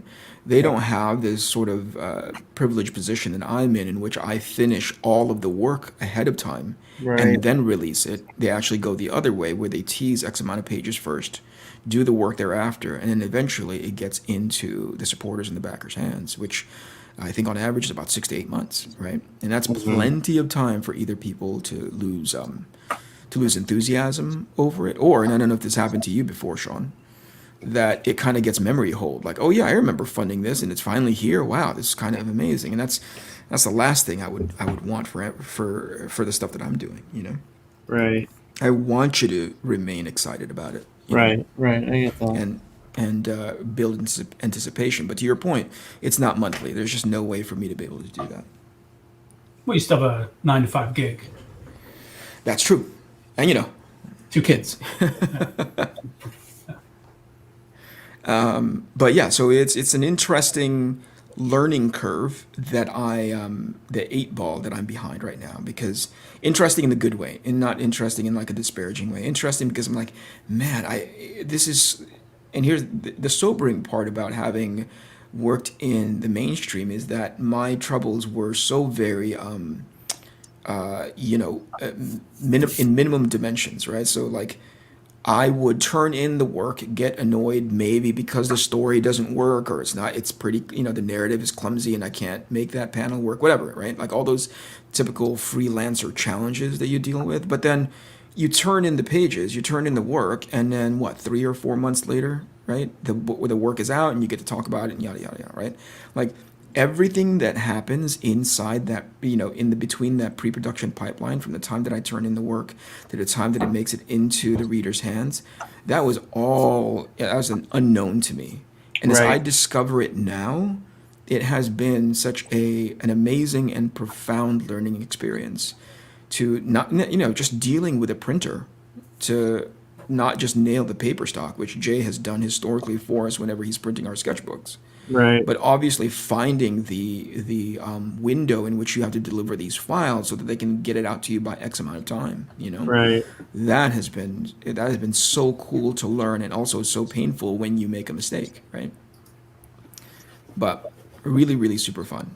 And then having to play sort of, again, in the theme and spirit of wearing multiple hats, right? Like it's not just art centric anymore. Yeah. You now have to like talk to the book designer and go like, he starts asking you about the dress of the cover. Like, where does your logo go? Where does the distributor logo go? Where does the title and credit go? And so now I'm that much more, what's weird is that I'm that much more keen when just yesterday I was on somebody's YouTube show. It's this guy by the name of, that goes by the name of Comics by Perch. Mm-hmm.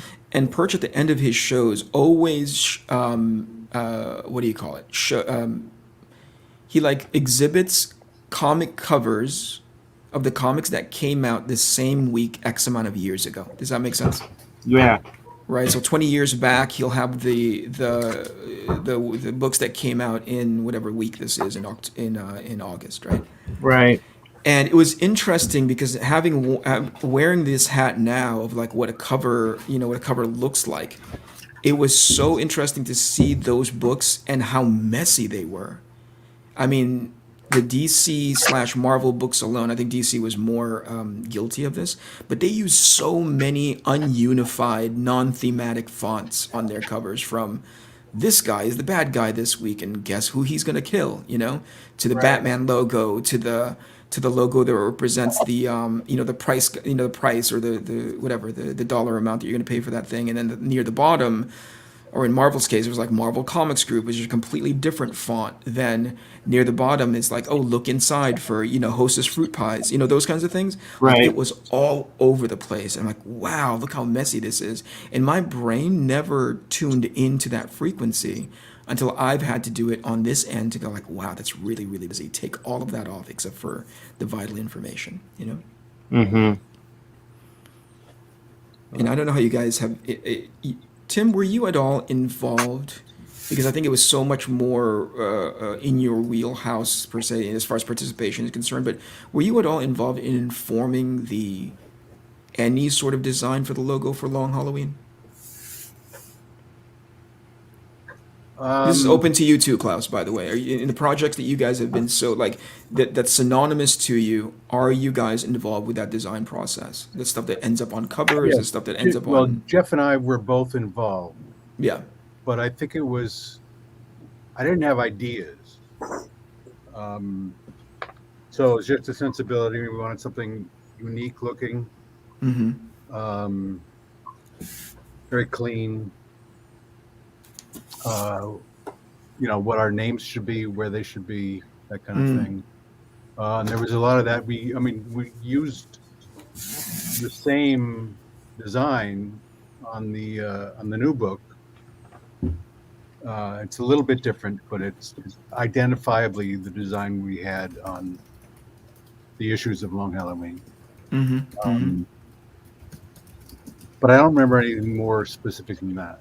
But we did that way back from the Challengers with DC, and certainly on Catwoman. Yeah. Yeah. And Dark Victory. I had a bigger hand in the Dark Victory one. And I really designed pretty much everything in the trade paperback. Interiors as well? Or yeah. And Robin Brossman, I had ideas. Right. And Robin Brosterman, who was the art director or the collection director, said, well, shit, I got nothing to do. And I wanted to say, well, yeah, we took a lot out of your hands because we haven't liked a lot of it. Anyway, but, or it was just easier. And I had stuff in my head that I knew I wanted to. And I've been working with Chiarello a lot. Oh, sure. Worked with him on, the first issue was solo, and we did a lot of design stuff together. But that's really his baby. Even when I just say I had ideas, that was that. But he shaped it completely. He had a lot of that put together as part of his pitch to people. Yeah. So, what about you, Shawn? Anything on that front? Have you ever been sort of like helping to the awareness and brand for the thing that you're working on? Arkham Manor, they I remember Mark asked us for feedback on what was being done, and I was working with Dave McKeag. He was coloring it, but he's also just a brilliant designer himself. He is, yeah. And he did a pass on it that we ultimately ended up using, I believe. Yeah. But yeah, I'm just trying to think if I don't think I've been involved in designing anything like that. Dan's got advice for you, Eric. Or I could just man up and design the logo. I did design the logo. So F you, Dan. I did design the logo. I don't know if you guys have seen this. By the way, Klaus, anything from your end in regards to project that that they, in Tim's case, I remember now how distinct the branding was for anything that was Tim Saylor related, especially when it came to that version of the franchise for Batman, right? Anything like that from you? The foray into creator-owned is interesting because of that. Well, and in addition to a lot of other reasons too. But mainstream, I never really did any design work. I'd like to think, if I can, that some of the coloring that I did on the interiors were so, design oriented. So perhaps in I did some of that in a sort of a subtler way, or not as obvious a way. But Yeah. the creator-owned stuff is fascinating because you do get to design stuff. Yeah, whether you like it or not. That's true. That's right. It's Right. your responsibility, very much so. Yeah. Yeah. But I don't think, and maybe I'm wrong about this, but I don't think mainstream comics really encourages you to, participate in that part of the product. No, they don't. And I don't think half of what I've done would have happened if it were not Jeff being just maniacal about Yeah. wanting to have a hand in everything. Yeah. I remember. The only thing I did was redesign characters. But, Yeah. Well, I think you really need someone to advocate, whether it's Jeff or whether it's Chiarello or Robin Brosterman. You need someone to really be sympathetic or empathic, to what you want. And I think that I don't want to be a downer, but I just think that happens less and less these days. Yeah. I think not necessarily because they're trying to keep you out. I don't know if it's anything malicious like that, Klaus, but I don't think, as you and Shawn and Tim and I are talking about it, right? Like, I think we are interested in that stuff because we know how impactful it is when it's done correctly, right? And how diminishing it is when it's done incorrectly. But I don't know if people are tuned into that frequency. I'll give you an example of like a bad logo design. Have you ever heard of this book from Image Comic called Slots? It's drawn and written by Dan Panosian. It's awful. Oh my gosh. It looks like a blown up version of how he writes his own name, and it is the most underwhelming. Talk about, diminishing the thing is, Slots as a story and as a visual is pretty it's great. It's commendable. You know what I mean? It's get like 2 out of 4 stars. So it's really good, especially for a first time out guy, whose guy's never done it before. Amazing. The thing that ruined it was that branding of that logo. I had no idea what it was talking about. Like, it didn't feel like it was in theme to the story nor the characters. It just looked like Dan went in there with a giant magic marker and said, like this, right? And Image was like, yeah, I guess so, Dan, Now that's when it gets ruined, right? That's when it's bad. When it's done well.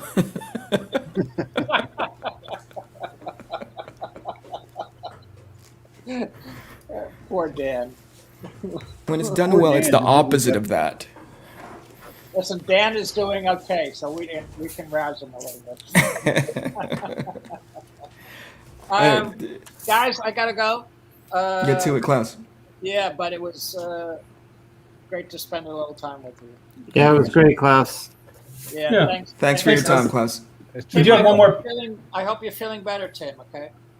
Well, we do have one more page from you, Klaus, before you go. Where is that? This? Oh, on screen now. X-Men Chronicles. I think this is Terry Dotson who did the pencils, right? That sounds about right. Yeah. Wow. Wow. That's a lot of fucking work. That's exactly what's going on in my head. But it's a nice design too, and everything. But Whatever it's so. What do Terry you? got paid for it? It wasn't enough. I can tell you that. Yeah. Well, that's often the. Guys, I'll see you next weekend. Okay. Have a good weekend. Hey, Klaus. All right, take care, Take Klaus. Klaus. I'm gonna jump off soon too.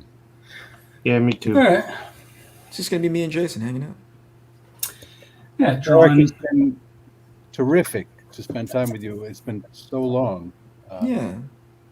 It's always a pleasure, Tim. You're always both you and class acts. Well, when we're at shows, we don't interact all that much. No, I see you maybe at the beginning of the show, and as I'm excusing end of the myself to show. go home. Yeah. Yeah, right. So. Right. Anyway, it's been terrific. Yep. I hope it happens more. Yeah. Thank you, sir. Okay, man. I hope you feel better. Take some muscle relaxers. They won't give me any. Those bastards. I tried to get them. That seems weird. You have a back spasm and they won't give you muscle relaxers? Yeah, it is weird. That's Anyway, All right, Tim. Have a good afternoon. Or Bye, bye. good afternoon. Yep. See you later. See ya. Bye-bye. There was somebody in chat, and I think it was Jason, who offered up to go onto their podcast to talk about my project. I'd love to be able to take you up on that, Jason. I didn't miss it. I just didn't see an opportunity to bring it up on screen. Yeah, it's Jason Wood. Yep. I'd love to be able to talk about it, man. Anytime that you'd have me, I'd love to be there. Somebody just said I ruined Dan's whole weekend. I made Dan's weekend. For a while there, he was going to disappear into nobody's paying attention to him in chat, and I put a giant spotlight right on him. I invited him to come on. He likes to ignore us. Maybe it's because we show him pictures of his modeling days. Oh, don't do it. Don't do it again.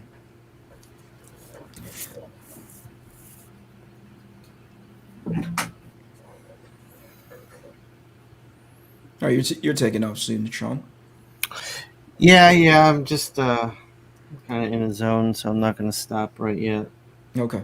But I Jason Wood said Crystal can vouch. We get a good interview. I really enjoyed being on that podcast, definitely. And hey, I've listened to my fair share. Now, full transparency, I haven't tuned into the podcast in about a year now, maybe a little bit longer. As a matter of fact, it was John Demore who was in chat about 45 minutes ago that keeps bringing back your show back up, Jason, to say, hey, did you know that they had, insert professional's name here? So John's an avid listener of your show because John does often, works with the podcast playing in the background. So it is to his credit that I am kept aware of the stuff that you guys are doing. So I've listened to more than a handful myself. So super classy show, and thanks for the invite. Jay, if you ever want to have me back on, I'd love to come back on too. Sean, have you done a Ink Pulp podcast lately? I listened to the Mark Irwin one when I went for a walk this week. I release it every week. It comes out on Wednesdays on Farside TV and on Fridays on my YouTube channel. Well, be sure to sign up for Eric's newsletter, ericcanete.com, Arcathena info. It's on the screen now. Yeah, and please sign up for my newsletter too while you're talking about newsletters on inkpulpinstruction.com. Oh, I don't have that one up, but I can do that in a second. I have the Stack Machine. Yeah, sign up for Sean's newsletter. That can also be found on ericcanete.com/Arcathena info.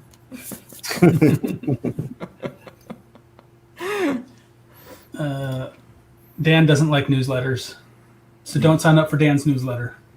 Both, yeah. Those things are require reading, and Dan doesn't like to read all that much. Dan likes pretty pictures. Dan, tell me the truth. Did you design the Slots logo? Am I diminishing somebody else's work? Because I would feel really bad.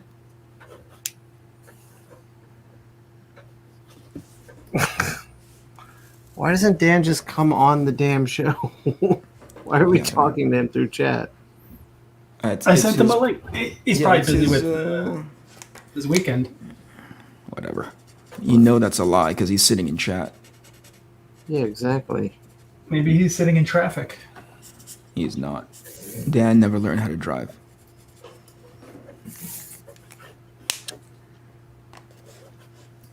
He did, he says. Also, the unkindness of ravens. Yeah, that's even worse. So, Dan, here's the thing. Here we go. If you did somebody clean it up or did they leave it as you turned it in? Right? I think maybe there's a missed opportunity there to just kind of put that professional polish on top of it. Just a suggestion, Dan. I was going to bring this up to Klaus and Tim. Have you guys been to this? Gosh, I wish I had the link in front of me, but there's a blog out there that catalogs, archives, and dissects all the X-Men logos. What do you call it? In its history. it was fascinating to me to not only did they like kind of like analyze it and break it down, but also talk about the design agency, the creators involved in helping to design it, the era for which it was involved to really give it context. That kind of shit's amazing to me. Yeah. I have not seen that. I'm a I have not seen professional, that. so it's all me. I don't know, Dan. I mean, Uh, yes, we- of course, man. Oh, top shelf. Yeah, we are planning to do New York Comic Con. Sean, we were talking about it right before the show, as well as Seattle and Chicago, but we're all going to play it by ear to see how, safely we can get there, and if it makes sense to. What are you facing? To Like go. dinosaurs? Could be. I don't know. It's the dinosaur variant. Well, I mean, one of the problems was, we were supposed to go to MegaCon a few weeks ago, Yes. and we're all vaccinated, so it would have been fine. Yes. But the thing that kind of worried me in the back of my mind is if, get to a car accident or have a heart attack or something, there's no beds for us to go to. We're just going to be kind of SOL. In the worst case scenario, I mean, you how just many literally times? you plotted the worst case scenario just now, and you're like, that's enough. Yeah. That's enough. Yeah. Well, it's not like, some of us in the group have had to go to hospitals at past conventions. So it's not out of the realm of being reasonable that someone might need to go to the hospital, during the weekend. And I would rather not have that conversation with your wife as to, why you're at the hospital and can't get seen and potentially die, or just stay home, wait until next year. She'll understand. She'll get over it. Well, true. Maybe. I don't know. Mindy's in chat. How are you, Mindy? Is Mindy here? Good afternoon. Yeah. What's Mindy, up, have Mindy? you guys done any of the shows? What's it been like? She says. I sent Mindy, I sent you an invite to come and hang out. Maybe Come she didn't online. How want about to. cons, Jay? I know. Well, we did Terrificon a few weeks ago. It was a lot of fun. Yeah. And Neil says, I don't trust others. Plus, if you are vaccinated, there's still a chance of getting it. Yes. The answer is yes. Well, Sean just got it again, and he had it twice now, and has the vaccine. Mm-hmm. So Yeah, but I Sean don't is know. like a black hole. He just sucks in sickness. Sean, confirm that. No, I am not a black hole. I'm a healthy human being, and I don't get sick often. So you're absolutely wrong. All right. So you're going to go the other way on that. Okay. Mm-hmm.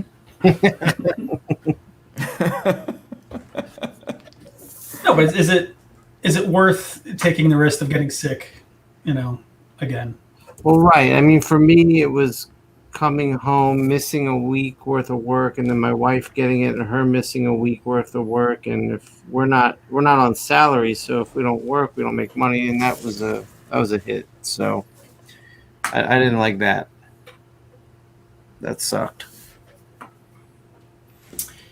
Yeah, I mean, I'm all for going. Whoever wants to go, but if you guys canceled New York, Let's just go. You and me hang out, Jay.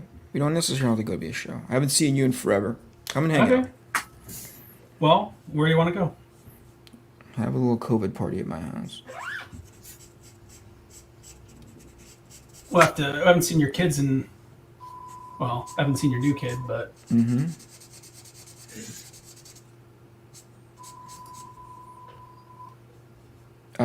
Dan says that you're weak, Sean. Yeah, he's just jealous because he has a beer belly now. Uh-oh. yeah, I think That I think the cuts gen- a little. That cuts hard. That hurts a little bit. I think the consensus that Sean is the most fit. Who's the most fit in the group? Sean or Eric or Dan? I would say it's Sean. I would say that it's Sean.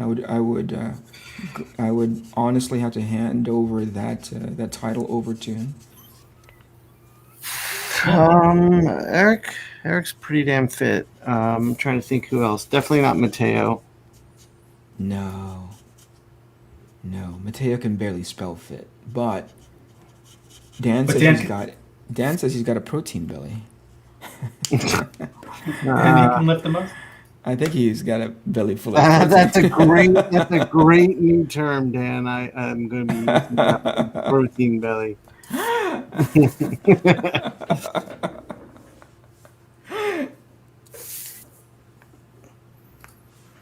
All right, listen. I got another 10 minutes, and I got to excuse myself. Yeah, I'll get off when Eric gets off, and we'll just end it. All right. Well, let's see if we can sell any of these pieces of art. Yeah, buy that Spider-Man painting. That Spidey painting is here, and it comes with the prelim. Yes, sir. Oh, I like how that looks. It's like a strobe light effect. Meow, meow, meow.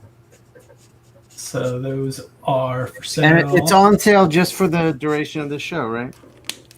Yeah, another 20% off. So it's $800 with the prelim. We've got Eric's. No, that's the cover. It's a Luke Cage page. Oh, that went up earlier, Jay, and I didn't manage to say anything about it. I felt bad. Which one? The cover? Yeah. Do we still have that? Sure. I'm surprised. Yeah, it's floating around in one of the portfolios here. But I just I picked this one just because I like the third panel down, how you showed him throwing the lion. I don't know why. I just thought it conveyed the energy. Yeah, you were like, I would like to throw lions myself, but I'll live through this photo. Or I'll live Eric, through this drawing. were those pages 11 by 17 or were they 11 by 14? No. At that point, I had already sort of kind of given up and doing anything professional looking. So if you look at the ink that's on there, that's coming out of that blue-barreled Staedtler Mars, graphic. Right, I remember. 3000. Yeah. That's the ink that's on that page, right? I wasn't erasing the pages anymore because I knew I could adjust it when it came to after scanning it. And I certainly wasn't doing anything on 11 by 17. So at this point, it may have been like 9 1/4 by 14. Right, Yeah. right. Yeah, it's about 9 by 14. Yeah.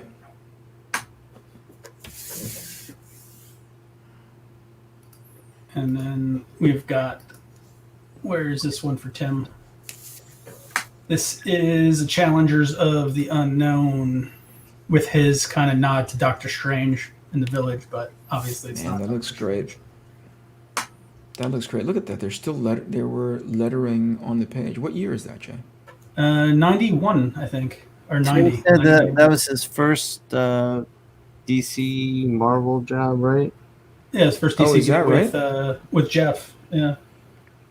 He's doing those little dash lines that's uncharacteristic of him on the back of that guy's neck on the last panel, like on the shirt that he's wearing and on the back of his neck and at the base of his hair. It's very uncharacteristically not Tim, so it feels more like Eduardo Rizzo. Little Rizzo. I wish Tim was still here so I could ask him about it. If I could pick out something, it'd be that. Actually, this entire page feels a little Rizzo-ish, doesn't it? Did Tim ink it? Yeah, Yeah. Tim inked that one. But that's also why I picked this one from Klaus, because the inks on this don't look necessarily like Klaus. Yeah, I was going to say. There's a handful of things in there that are very Klaus-ish, but for the most part, who's this? Is this Capullo? This is Kieran Dwyer. Mm-hmm. And this is from 91, I think, or 92. I love that Klaus has been such a consistent journeyman that he's been able to ink like a bunch of different people. And he can be invisible sometimes in the case of this, and really on brand in other times in the case of when he's working with John Romita Jr. Well, the other John Jr. one we have was this one from World War Hulk. Oh, that's so good. Should we just put it aside for Christmas for Canete? I want that so badly. That looks so cool. There's a few floating around in here from that issue. All right, on it. What do you like about it? Just Doctor Strange or the inking or the? Yeah, it's mostly the inking, man. It's again when they work together and they're doing it well. It's clear that they have a history with each other. You know, some of this stuff harkens back. What it makes me feel like is when they did. It was them working on X-Men together back in the day, right? Or was that Williamson still? No, I think it was. I think it was Klaus. I don't think. I think that was Williamson. I don't think Klaus did any X-Men stuff. Huh. Okay. Because there's things on this guy's arm in the bottom right-hand corner, like that. Those little cracks. I'm like, yeah, that just reminds me of an X-Men run from back in the day. And so that's where my entry drug is to mainstream comic books, and to see it in an original like this, that's freaking awesome. Dan inked John Jr. on some of those X-Men stuff too back in the day. Dan who? Panosian. Oh, Dan Panosian who? I'm just kidding.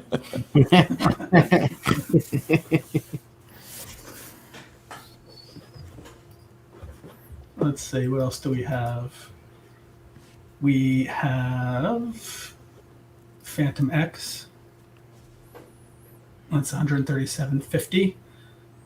50% off from what we have going on the site. Yep. Jason is asking, no essential sequential pre-show commissions until you have more clarity. Yeah. We'll start taking lists a little closer to the show. I know Klaus is just going to do some at home to bring. He doesn't really like doing commissions at the show, so we'll take some to either hand deliver or we'll just mail them out if it winds up getting canceled. Tim's finishing up his long Halloween pages this month, and then is jumping right into his next project, which hasn't been announced yet, but it's going to take him through most of next year. So we'll see what happens with commissions for Tim. And then, we'll just post on social media when the other guys are ready to go. I think Andrew's taking some commissions now. Mindy just had her commission list close. Unfortunately, we took 10 slots yesterday. Those went quick, no? They went pretty quick, yeah. Almost in the same Twitter feed as I saw her announce that it was open, it closed just as quickly. She's like, "Hey, my commissions are closed. My commissions are open." Bam, they're closed like in like 2 or 3 minutes or something like that. That was great. Yeah. She hadn't been doing commissions for a bit, so it was pretty good. Everyone's been asking for some of her He-Man stuff. But right. Unfortunately, it was all digital, so we don't see much or any of those originals. This one's going to be going up soon, Green Goblin. You gotta do something to bump up the brightness on that, man. That thing just looks like we're looking at it through a tunnel. Let's see. Hold on. Let me go back and what else do we have? X-Men Chronicles. Yeah, when you brought that up, I couldn't tell it was Terry Dodson, because I guess this is a style that Terry Dodson was doing a long, long time ago. Oh, yeah. And more importantly, I couldn't even tell that it was Klaus. Yeah, I don't know what year this is from. I didn't take a look, but he gave me a few pages from this series, which are pretty rad. Yeah. Classic X-Men stuff. Yeah. That Danger Room is signature, dude.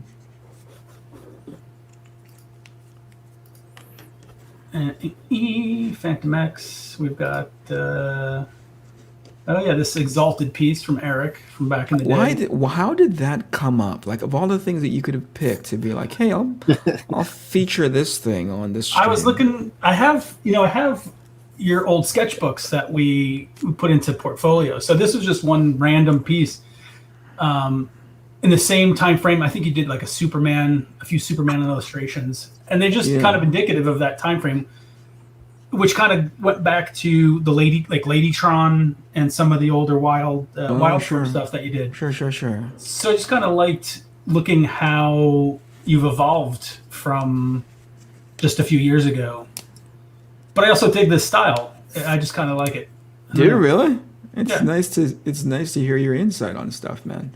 Because we've never really talked about, or at least at length anyway, I've seen the original pieces hang on the walls of your old place. So I think I have a general understanding of Jason's taste when it comes to like comic book art. You definitely just like what you like, right?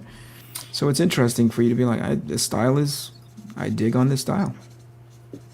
Well, yeah, I think that's part of the interesting part of not only what you've done, obviously what looking at Dan's stuff from when we first met till now has evolved in a, I don't want to say it's different. I like it. I mean, I liked it before, but obviously Dan's kind of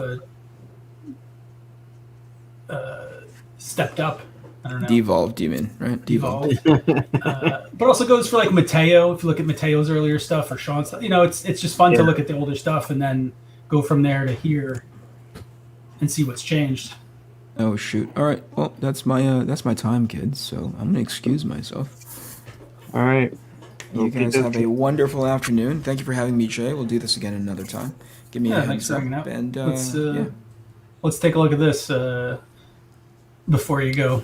yeah, I'm nowhere near being done because there's like stupidly 5 characters on here, so it's gonna take forever to render and then go back and ink on top of it. But here's what the original lineup for the Uncanny X-Men looks like. Classic X-Men. So hopefully I'll finish this sometime soon. It'll be available on the Essential Sequential website. I'm sure Jason will send out a newsletter blast. Speaking of newsletter, please go to ericcanete.com/Arc Athena info to be included in my newsletter, behind the scenes stuff. And most importantly, when campaign launches on September 15th, you'll be informed of that as well. If you're not already following me on my social media, you can go to Twitter and on Instagram under @EricCanete and follow me there. And I think that's it. Go to essentialsequential.com if you want to buy some of my original artwork. All right, kids. Perfect. Have a great afternoon. All right, Eric, We'll see you talk to you later. later. Bye. Thanks, Eric. See you later. Are we still on, Jay? Or Yeah, we're just waiting on you. There's still a few guys left, but if anyone has seen any of the pages that we showed on the stream and want it, just throw me an email. We at least claimed one piece for Tim. Or if anyone wants to make an offer, just throw us an offer and we'll get you taken care of. If there's anything that you want from Dan, then just we'll just give away Dan's stuff. no one wants anything from Dan. No one wants Dan's stuff. All right, there's King Shark for the day. I gotta get some other shit cooking. All right, yo. So you can check out thestackmachine.com. This one's a commission for Mr. Bobby, right? Yep. And most probably we will be back next week. Yeah, I'll around be the same time. We'll see if we come up with some new stuff. Hang out. Appreciate everyone's kind of coming to chill. Yeah, thanks for watching, everyone. And hopefully Dan comes next week to join us, and we'll have a few pages from him. That'd be awesome. All right, guys.